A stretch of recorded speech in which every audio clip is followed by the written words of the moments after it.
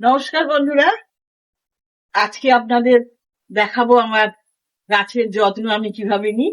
আমার কবিতা অনেক শুনেছেন, আমার আগে সিজন ফ্লাওয়ারের বাগান দেখেছেন। এবারে দেখুন এই আমি পুরনো গাছকে কিভাবে কাটিং করে এত সুন্দর করেছি। এই হচ্ছে আমার বেল গাছ ছাদের ওপরে, এই হচ্ছে আমার লেবু গাছ। লেবু গাছগুলিকেও সুন্দরভাবে কাটিং করেছি, করে দেখুন কত লেবু হয়েছে। বুঝলে কত লেবু, থোকা থোকা লেবু হয়েছে। লেবু গাছে ফুল এসে গেছে। আমি কিন্তু এতে কোনো সার দিই না, সব আমার বাড়িতে যে খোসা বা ধরুন খোলা মাঝে মাঝে দিই, কিন্তু এগুলো আমার সব জৈব সারের গাছ। গরমের সময় প্রচুর লেবু হবে।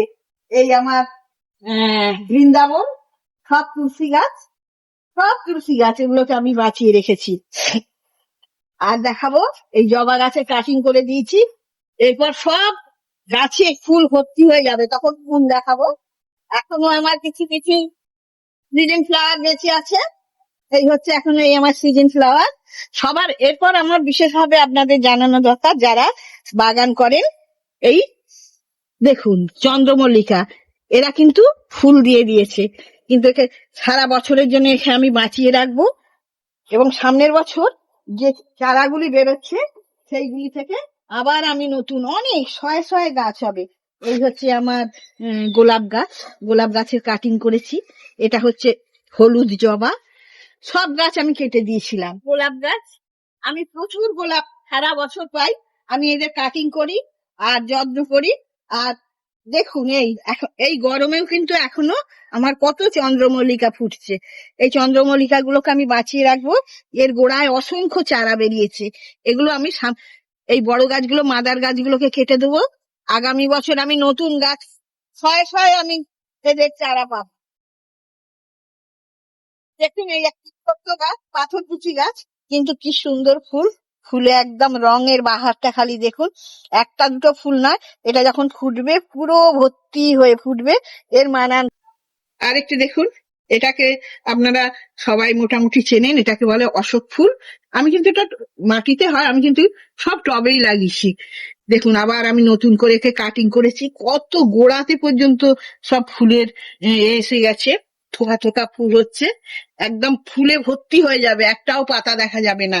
ফুলগুলো আপনার আরো একটু ডিপ কালার হবে, সবে ফুটছে। এটা জবা ফুল, অসংখ্য জবা গাছ মানে ফুল ফোটে, কিন্তু আজকে যেহেতু তোলা হয়ে গেছে আপনাদের আমি ফুলগুলো দেখাতে পারলাম না। এইগুলো হচ্ছে আমার সব বেল ফুলের গাছ। বেল ফুল হচ্ছে প্রচুর প্রচুর সাদা ভর্তি হয়ে থাকে। আর সবার শেষে আপনাদের দেখাবো, আমার আগেও দেখিয়েছি, এই হচ্ছে এখন যদিও গাছটি একদম কমজোরি হয়ে গেছে, এবার আমি কেটে ফেলবো। এই হচ্ছে আমার ছাদের লাউ গাছ, এটিকে আমি অনেক যত্ন করে উপরে তুলেছি।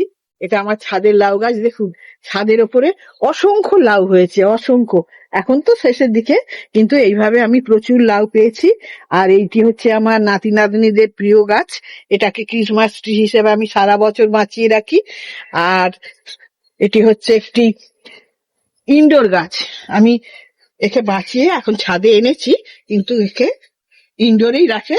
এটা এক ধরনের গাছ, কিন্তু লেমন ট্রি এর মতো, এর পাতা দিয়ে চা করলে একদম লেবু চায়ের মতো স্বাদ হবে। মোটামুটি আপনাদের এর আগেও আমি আমার বাগান সম্বন্ধে বলেছি।